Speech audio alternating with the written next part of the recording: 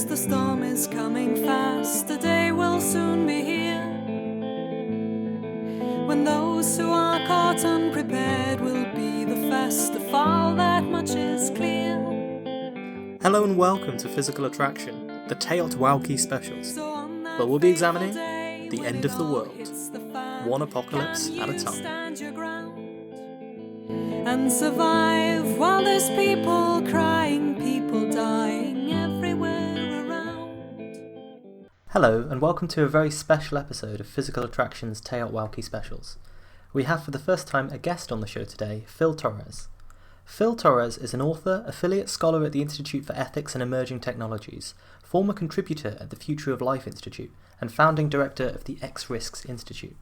He is published in the Bulletin of Atomic Scientists, Skeptic, Free Inquiry, The Humanist, the Journal of Future Studies, Bioethics, the Journal of Evolution and Technology, Foresight and Metaphilosophy, as well as popular media like Time, Motherboard, Salon, Common Dreams, Counterpunch, Alternet, The Progressive and Truthout. I was absolutely delighted that he agreed to be interviewed for a show like ours, and so I urge you to seek out his website, risksandreligion.org, and buy one of his books. There's The End, What Science and Religion Have to Tell Us About the Apocalypse, which is on my shelf already, and forthcoming we have Morality, Foresight and Human Flourishing, which is going to act as an introduction to the whole field of existential risks, which people have been thinking about for a good deal of time now, and hopefully soon we'll be able to review that book on the show. And you can follow Phil at XRiskology on Twitter. I just had the conversation, and it was a pretty amazing discussion, which we split into two parts. So the first one will deal with some existential risks in general, and then in a week or two we'll have the second part of our discussion, which continues the debate, and we also include some focus on artificial intelligence as well.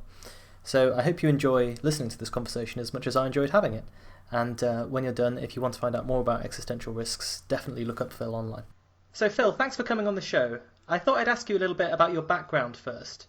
Of course, it's a topic of incredible importance for humanity, but how did you first become interested in researching existential risks? Was there a light bulb moment? That's a really good question. I don't think there was a light bulb moment. So I would sort of trace my interest in the topic. Well, one, I think the topic is kind of intrinsically interesting. Absolutely. It's hard to think of a subject matter that is more profound in a sense than human extinction, or just thinking about like the deep future of humanity.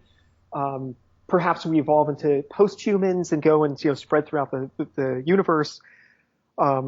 There's lots of kind of amazing, genuinely inherently fascinating issues to think about there. But so me personally, I think it probably stemmed from the fact that I grew up in the U.S. U.S. of course is like by far the most religious country in the developed world. Yes, absolutely. So I happened to grow up in a kind of Baptist community that had dispensationalist leanings. So the dispensationalism is this particular theological framework that was basically invented in the 19th century. John Nelson Darby put it together, and it's out of the dispensationalist view that you get the notion of the rapture.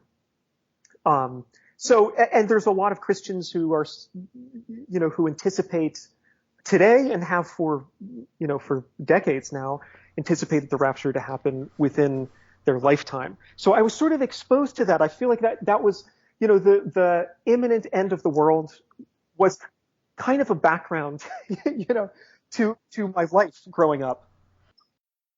I mean, it amazes us. I'm from the UK, as you know, and here our religion doesn't quite have the same millennial intensity to it, I guess you could say. So when I read a statistic like the idea that 40% of Americans believe that the rapture is coming within their own lifetime, I find that an incredible thought, and I just think if these are your beliefs, I've never spoken to anyone with these beliefs, but if these are your beliefs, they must affect how you perceive all kinds of things in the world, including existential risks. I think that's totally true. I mean, with respect to a particular kind of existential risk, namely an extinction risk, there's simply no place within the eschatological narrative held by Christians or by religious people in general. It's something that sort of worries me because Pew Research Center projects that religion around the world is growing. And by 2050, about 8 billion out of 9.3 billion people will be religious. So if you're religious and therefore you don't believe that human extinction is even within the space of possibility, that might make you maybe a little less worried about it. Or indeed, if you're inclined to encourage it in a sense, because you view it as, being necessary, a part of the tribulation that comes before a sort of greater redemption that's part of this narrative, right? That is exactly right. Yes. It's another big concern. These end of the world beliefs really do affect people's worldview. Mm-hmm. It affects their behavior in the ballot box. One of the main reasons for the extremely strong, intransigent support for Israel from a lot of Americans is precisely because, there's a verse in Genesis that says those who bless Israel will themselves be blessed. Mm-hmm. So that's one reason, which is, of course, is religious in nature. But the other reason is eschatological, namely that you're never going to have eternal peace until the tribulation and the second coming, Armageddon, and so on occurs. And none of those events can happen unless there is a Jewish state in Palestine. Mm-hmm. There's a philosopher named Jerry Walls who wrote the introduction to the Oxford Handbook on Eschatology. Uh-huh. And he, to use his phrase, there's a kind of grim satisfaction that some of these Christians take when they hear about wars, particularly in the Middle East, and natural disasters and so on, because these are all harbingers of the end of the world. And again, you're not going to have eternal peace mm-hmm. until the end of the world actually occurs. It's precursors of an ultimate righteousness. And, I think that's very interesting. I'd never actually made that connection. I usually thought that the support for Israel was, a geopolitical counterbalance, but I hadn't made the evangelical connection. That's really, really interesting. I think if we could just move more broadly towards the topic of existential risks. Sure.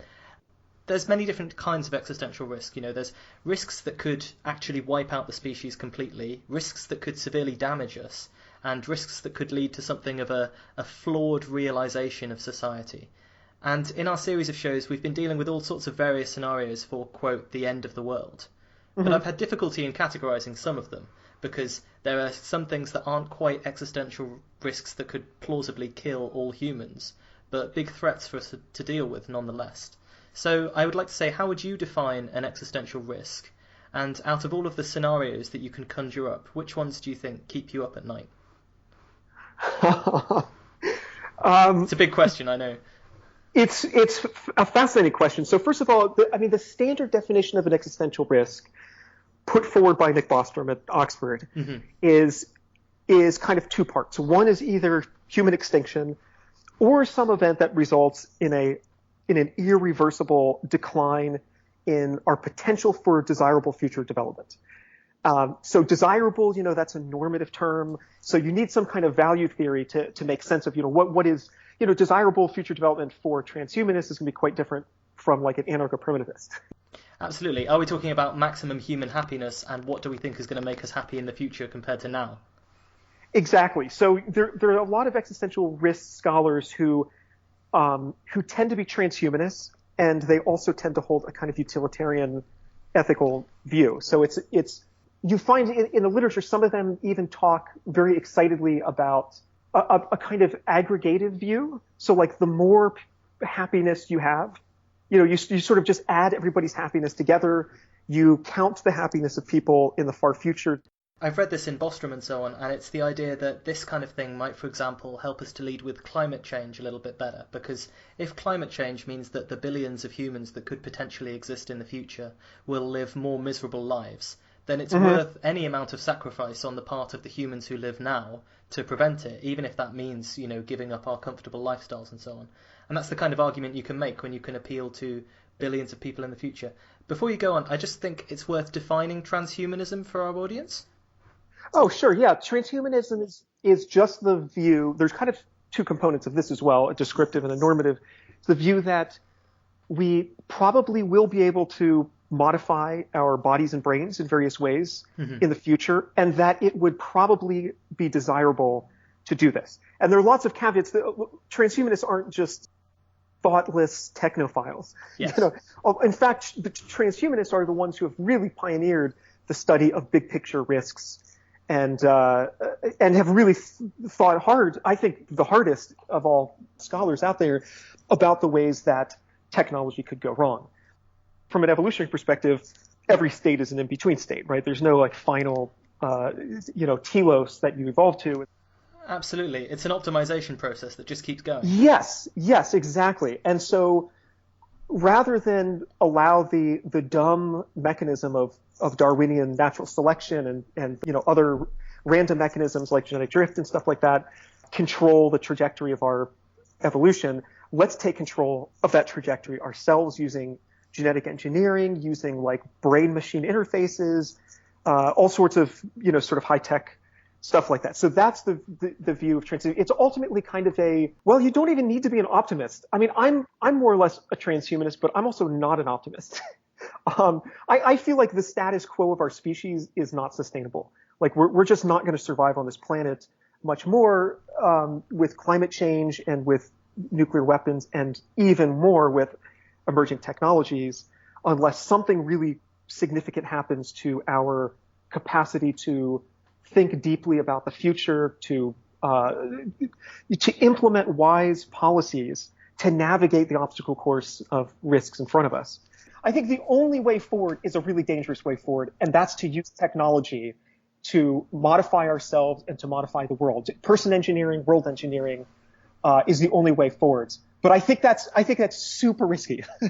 I mean, but I completely agree with you, because, I mean, we're going to talk in our future episodes about this idea of exponential growth. And if you just look at graphs in all fields, in human population, in the capacities of our technology, what you see is that things have been exponentially growing since the Industrial Revolution in so many different fields: human population, technological ability, Moore's law for computing power, anything you like. And exponential growth on a finite world never really seems that sustainable. And the other thing that seems obvious is that in the 21st century, we now live in a case where you can say our lives, when we reach the age of 100, will be unimaginably different to the lives that we led, as babies, that our parents led. And that's been the case for a few generations. But, in the Middle Ages, life for a peasant would be the same broadly as it was, since the invention of agriculture, more or less.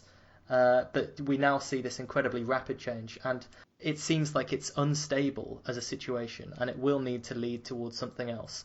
When you point out that it is in fact only the transhumanists who believe that we're going to massively improve human capacities and so on, these are the only people who are really thinking about the risks, because they're the only people who really accept that it's going to happen. Once you can modify yourself and make yourself more intelligent, there will be a huge upwards pressure on everyone else to do this. And once that takes place, I think we are going to be in a very different world, in the same way as you can't put something like the internet back in the box, even though we've now found that there are lots of negative aspects to the internet as well, in terms of disseminating misinformation and so on. So I think it's really important that people both understand and engage with the range of risks that we have available to us. Well, available to us. Threatening, I suppose, is a better word. So out of things like pandemics, climate change, bioweapons, artificial intelligence, which ones do you think are the most threatening, and why? So that's a good follow-up question, because this really ties into what we were just saying about the growing power of these technologies and the exponential growth given sort of this finite island on which we exist. Probabilities accumulate over time. And so one thing that I'm very worried about is emerging technologies are much more powerful than ever before, and that appears to be occurring. You mentioned Moore's law, fast exponential growth, the capacity to read genomes, sequence genomes. Kurzweil has proposed his law of accelerating returns, which is just kind of this.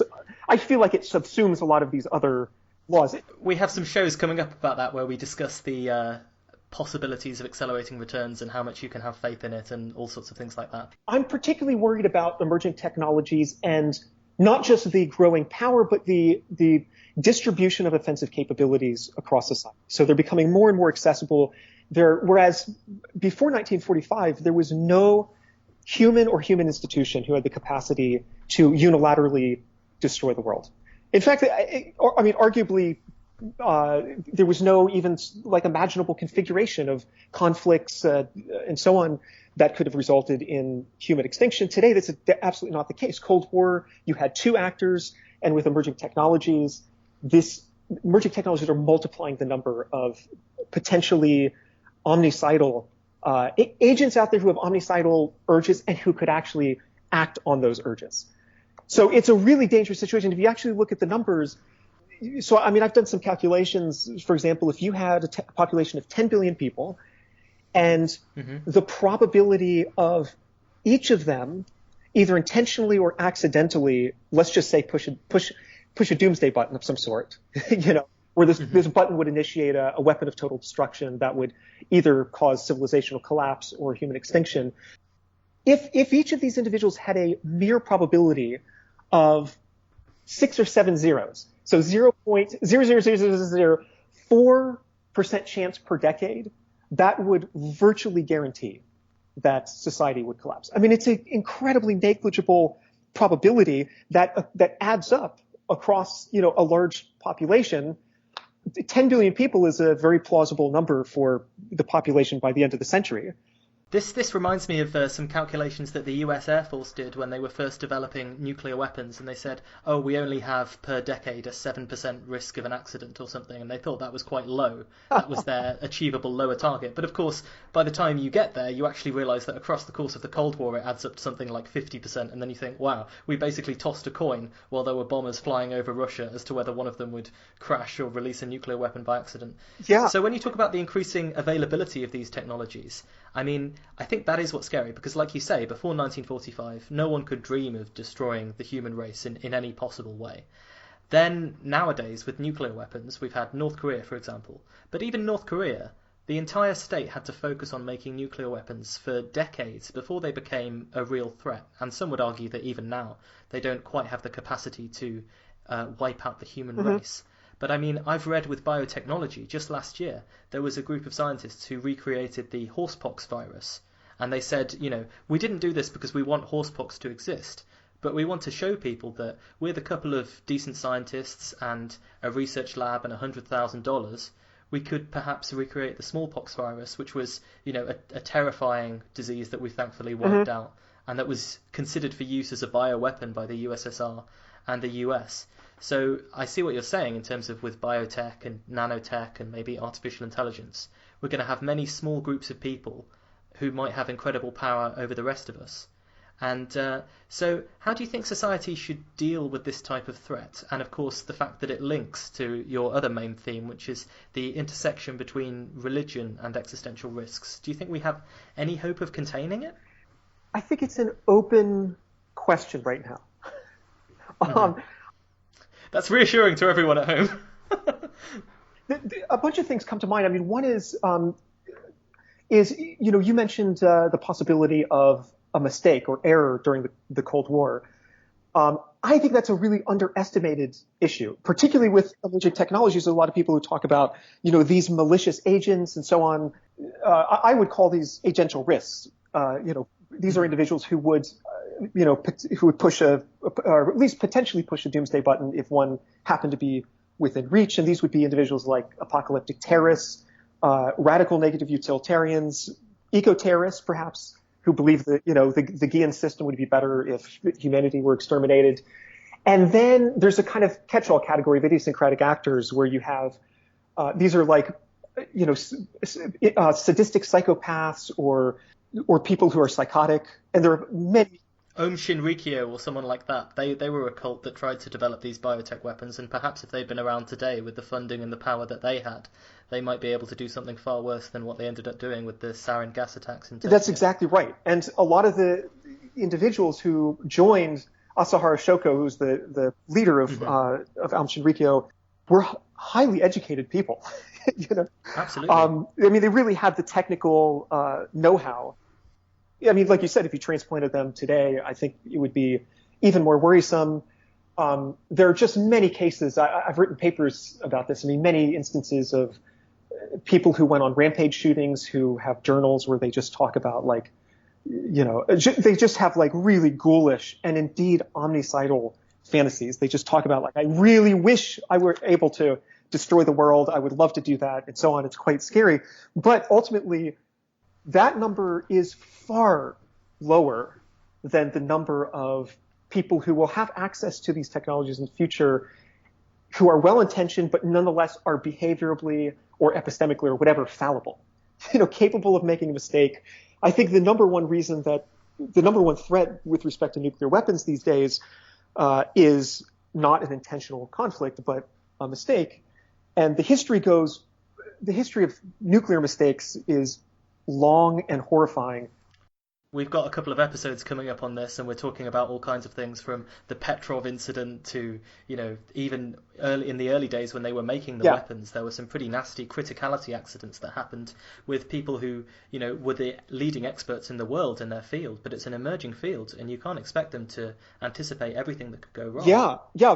Petrov just died, I think, last week. Yes, absolutely. And R.I.P. to the man who saved the world, And he's not the only one. There are other amazing cases of Arkhipov as well during the Cuban Missile Crisis. Yes, exactly. Yeah. I mean, just extraordinary instances, extraordinary close calls. And I'm also reminded here of, not only have there been malfunctions that, there's the Goldsboro accident in the U.S. where...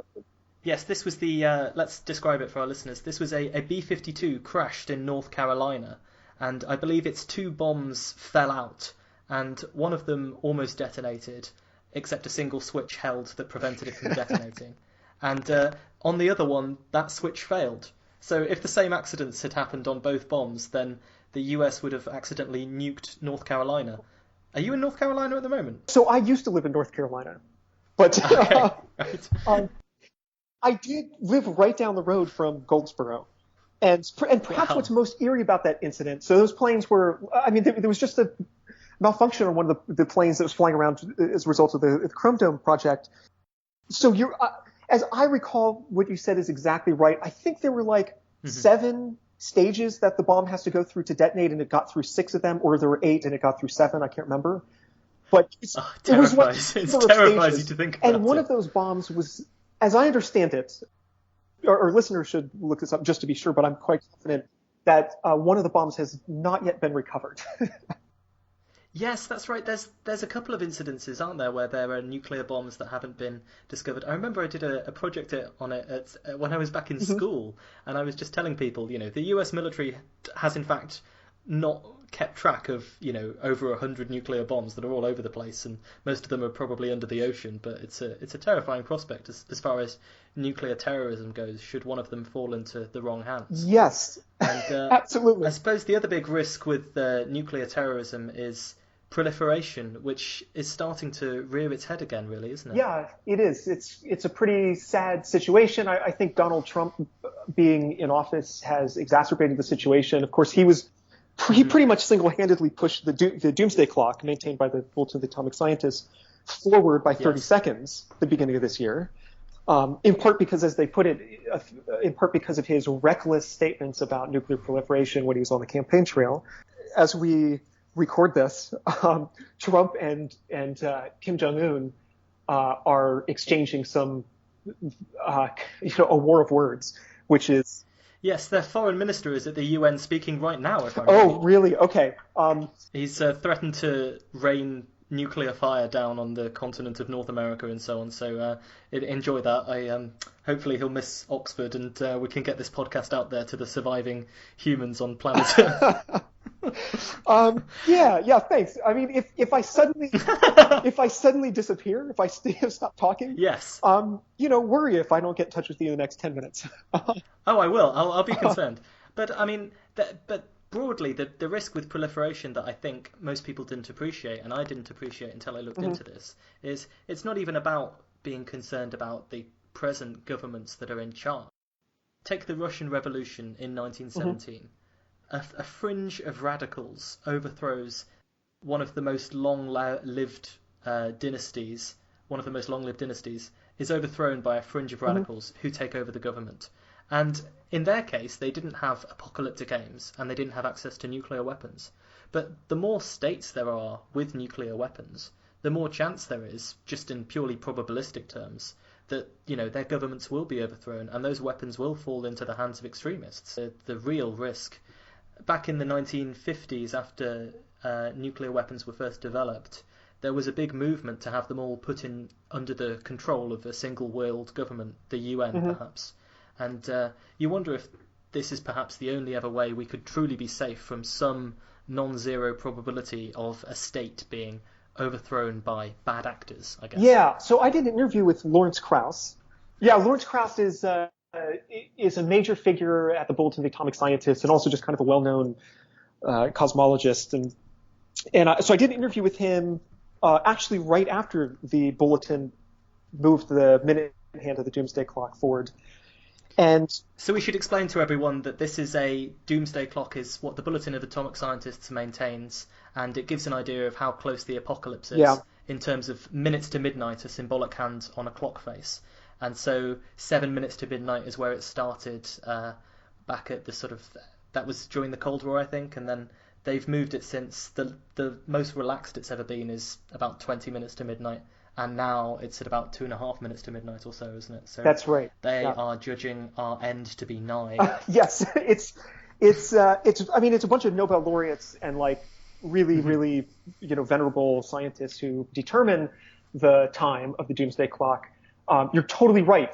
7 minutes is what I remember. In 1947 was when the clock was established, and 1953 was the closest it's ever been. That was 2 minutes, and it was 91, shortly after the end of the Cold War, that they moved it back to 17 minutes. And that's the safest we've ever been. Yes, the big Cold War relief moment. And now it's 2.5 minutes to doom. And also, we should point out that taking a broader historical view, before 1945, there was no need for a doomsday clock. I mean, if it was always a day to midnight or whenever, because it's just impossible to conceive of the species being destroyed by its own means. Yes, and even if you were to take into account natural risks, I mean, those are so improbable. Supervolcanic eruption happens once every 50,000 years. A huge asteroid hits us like once every 400,000 years. So, I mean, those are just really low probability risks. So we're really in a unique, qualitatively different epoch in human history. Where just I know a lot of people, even in terms of just nuclear weapons, I mean, a lot of people, the like dread factor associated with nuclear conflict is, I think, lower today than it was in the middle of the Cold War.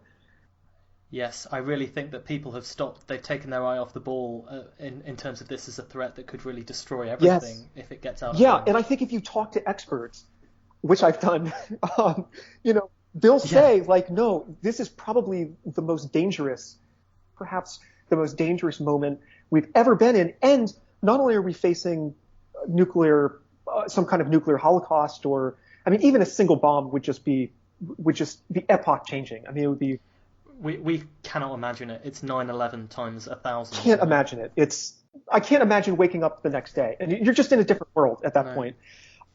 You are. Things would never be. Yeah, and not only are we facing that, but there's like climate change, emerging technologies, the possibility of an engineered pandemic, or more and more scientists are talking about geoengineering the stratosphere, and because of the failure of governments to take seriously the scientific consensus about climate change and how devastating that's.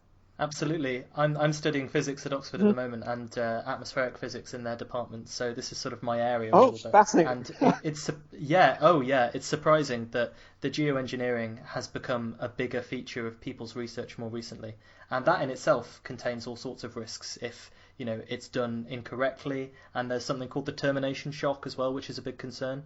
So the methods that they have of geoengineering, they could potentially cool the planet, but the issue is if they were stopped by mistake or by human actions, for example, then you get the warming that it's been prevented happening incredibly quickly, like far faster than it should otherwise. Yeah. So, and I think our efforts to deal with climate change have been inadequate, and they're getting worse in a lot of ways. That's a very euphemistic way of putting that. Yeah, I mean, it is more of a long-term risk, but in one sense, it does make you think about humanity in general. under our current governance systems, our capacity to deal with threats of this nature aren't especially brilliant. I mean, okay, so in the US you have, this is a recent story that many people will have heard of in the news, the Equifax hack. One of the three major credit agencies in the US was hacked by bad actors, and they leaked the social security numbers of hundreds of millions of customers, which, as I understand it, is very bad because people can apply for loans and fraudulently use your name and so on. And people are saying, well, it shows how unprepared we are in many ways, because Equifax weren't prepared for the hack. They probably won't be correctly punished for it, and there's no talk about any legislation going through Congress or anything to perhaps prevent this kind of thing from happening again, or making sure people are more liable. And it seems like our current institutions aren't very good with dealing with either threats that evolve rapidly, which in our case could be biotechnology or artificial intelligence, or dealing with threats that evolve over a very long term, like climate change, where there's always a temptation to kick the can down the road because, it might not be your problem, it won't manifest itself before the end of the next election cycle, and so on. So, and at the same time, with Trump and Erdogan and other political developments, we're seeing that people have less faith in democracy as they did before. There was, in ancient Rome, they had a system called the dictatorship, which you probably know about, where the normal democratic institutions of Rome were suspended for a short amount of time to deal with some crisis or other. So barbarians would invade, and then they'd appoint a dictator, and this would be the dictator to deal with the crisis, sort everything out, and then restore normal government once the crisis had been addressed. So, for the sake of discussion, let's imagine now that you're made dictator for a year or a couple of years of the world. You're allowed to have people from the XRiskology Institute or the Future of Humanity Institute or the Centre for Existential Risk. What, if anything, would you try to do to mitigate some of these risks? That's a really fascinating question. Let me say briefly that just what you were saying before reminds me of, Max Tegmark at the Future of Life Institute has this really great phrase where he talks about how we are in a race. And the race kind of has existential implications. It's between technology, the power of technology, and our wisdom. And, if wisdom wins, then, if you have, transhumanist leanings, perhaps the future could be, perhaps it's not crazy or unreasonable to think about the future in kind of techno-utopian terms, indefinite lifespans, the elimination of all disease, things of this sort. But if wisdom loses, and as you mentioned, there are statistics out there, as I'm sure you know, that show even in Western Europe, people losing faith in the democratic system of government. Yes, all over the world. All over the world. Many people have written Trump is just a symptom. He's not the cause of certain societal woes. So, yeah, I think, and the other thing that ties into the question you just asked is there's, myopia is just kind of built into the system, and that this just further exacerbates the overall danger of our predicament.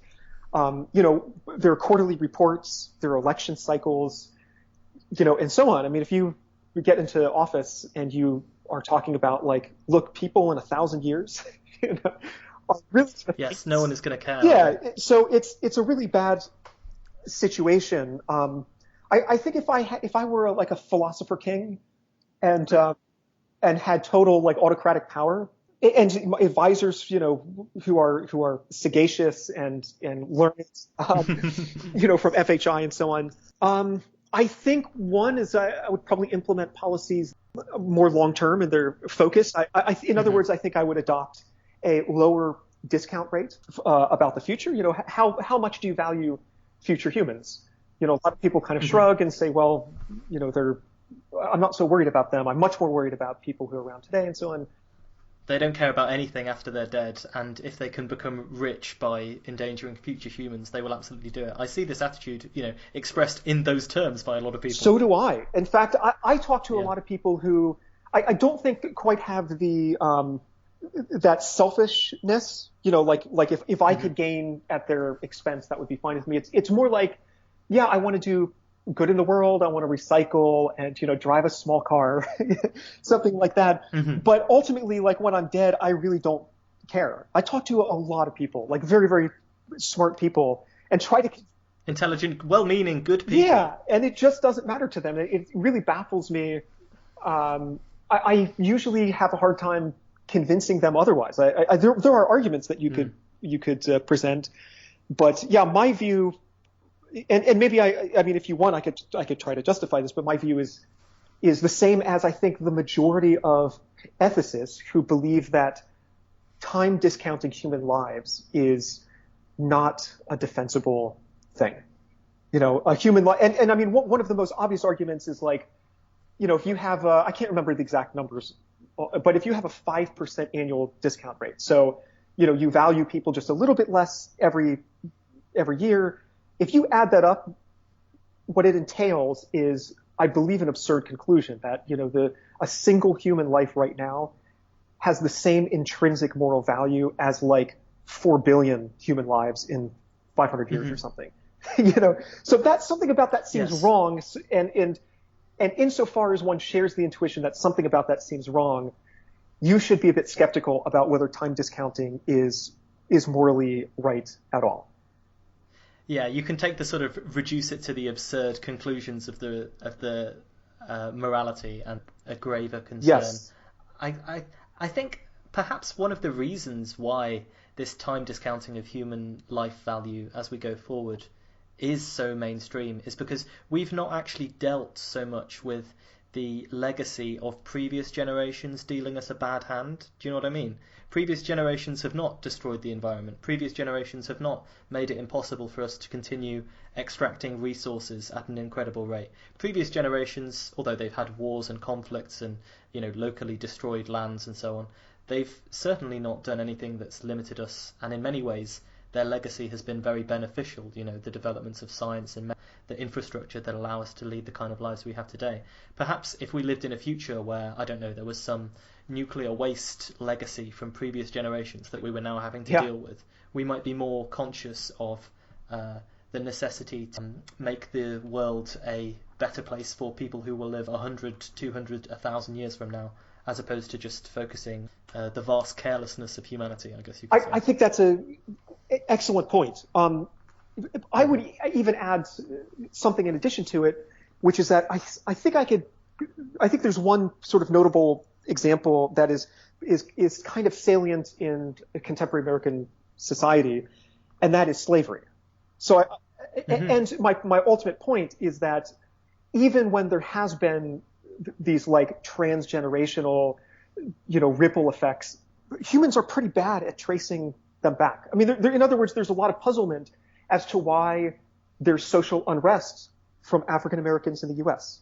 Yes, absolutely, and people aren't pinning it at the feet of previous generations, as they absolutely should. And I think if you read the scholarship on this, I mean, there is, every generation of African Americans who came over here on the slave ships and so on. I mean, there's a kind of trauma that is heritable. It's passed on from one generation. There's one scholar who calls it, I think she calls it post-traumatic slave syndrome or something like that. And just, I mean, the ultimate point is like, yeah, that is still a dark cloud that hangs over our society. And at least in my judgment, it genuinely affects certain minorities in the U.S. And yet, we're not even able to trace that. So I can imagine a future situation in which we have left some kind of negative legacy, pollution or something like that, and people don't even still make the connection. We're not even that clever. Yes, as well as this post-traumatic stress slave disorder, there's the social attitudes that are damaging, that are inherited from previous generations. And, whether those generations are still extant and running the country, or whether they are, things that people have learned from their forebears. And yeah. So on. Yes. But I mean, I think it would be wise for sure for our leaders to take a broader perspective, think deeply about the consequences of present actions on future conditions. And also, I think there's a Derek Parfit, the philosopher, has a now like very frequently quoted passage from one of his books where he says that he thinks the difference between 1% of humanity dying out and 99% dying out, that difference is less than 99% dying out and 100% dying out. And the reason is that the latter, unlike the former, closes off permanently the entire future development of civilization. And, if you sit down and crunch the numbers, I mean, it turns out it's plausible that there are, trillions and trillions and trillions of possible humans. If we get off this planet and spread amongst the stars. Yes, and even if we're on this planet for the next 1 billion years until the sun turns into a red giant and swallows the Earth, it's billions and it's just really astronomical. Absolutely, the planet could support billions if the resources were allocated well and used wisely.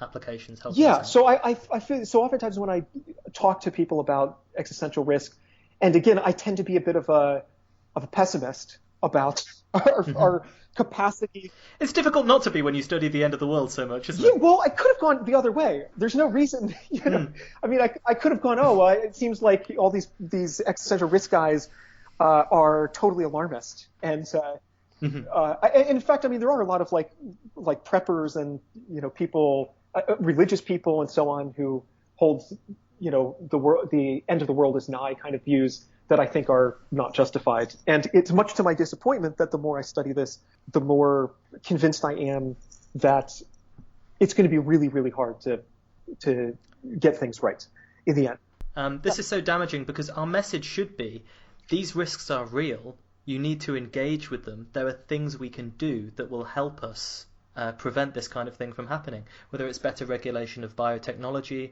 whether it's a discussion of the ethics of artificial intelligence, whether it's nuclear non-proliferation, whether it's preparedness for even cosmic events like asteroid deflection and things like this that we could do but aren't implementing. Rather than being doom-filled and millennial and saying the end of the world is nigh and there's nothing you can do about it, we'd be better off making sure that people have a good understanding of what these risks are, the ways in which they can be combated. Yeah, so this is exactly what I was going to say.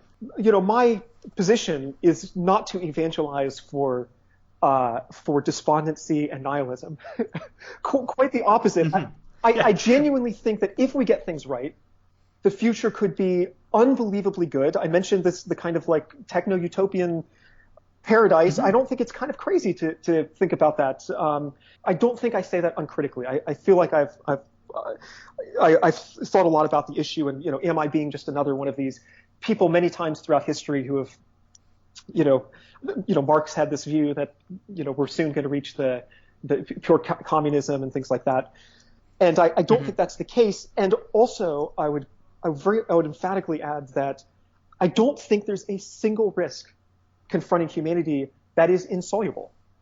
It's just a matter. I mean, my pessimism pertains mostly to our ability as a species to get up off our butts and actually, do something collectively in a coordinated manner to solve these problems. But it's without a doubt a note of optimism is that there's just not a single. I think superintelligence is probably one of the most difficult problems to solve. And oftentimes when I've mentioned this in the past, I've mentioned super volcanoes. Until recently, there kind of wasn't any real good proposed mechanism for obviating a super volcanic eruption. And now there is. In fact, NASA, there's just an article out from 2 weeks ago about how NASA is working on a plan to drill holes into the ground around Yellowstone National Park because there's a huge super volcano there. Yeah, we've done an episode on this. This was our most recent episode. So what, they want to drain the caldera of magma? I didn't read about this. Yeah, so just sort of relieve the pressure. That would be stunning. Pop the pimple in a sense. It's kind of... I mean, we've talked about, there was the Lake Toba event 75,000 years ago, which some people think, although I know it's disputed, was a good candidate for the closest humans did come to extinction, because there was a population bottleneck around that time. They've looked at the genetics, and it seems like there might have only been a few thousand humans alive. And so supervolcanoes historically have been a big natural threat. So the idea that we could deal with that is just, as you say, evidence for optimism and being a little more techno-utopian about it. Yeah, so... Yeah, I would just emphasize again that there's no risk in front of us that can't be solved. We just need to take it seriously. So oftentimes, really, my point of like going out and giving talks or writing books or whatever about these issues is to galvanize people.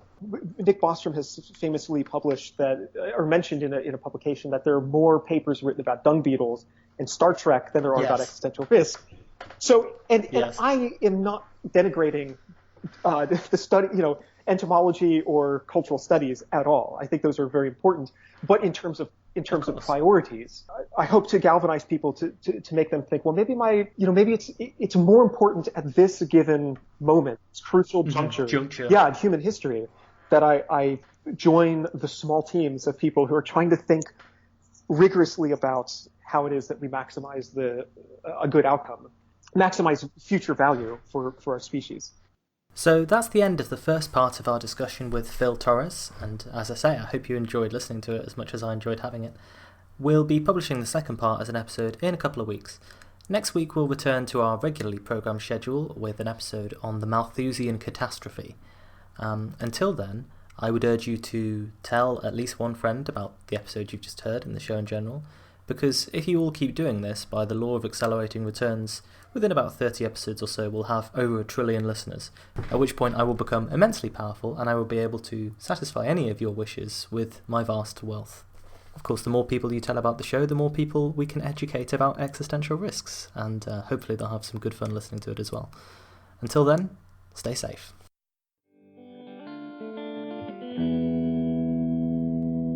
You better make some preparations, there's no time for hesitations. Compile a list of tips. Our theme music is Get Ready for the Apocalypse by Astrometrics. To get ready.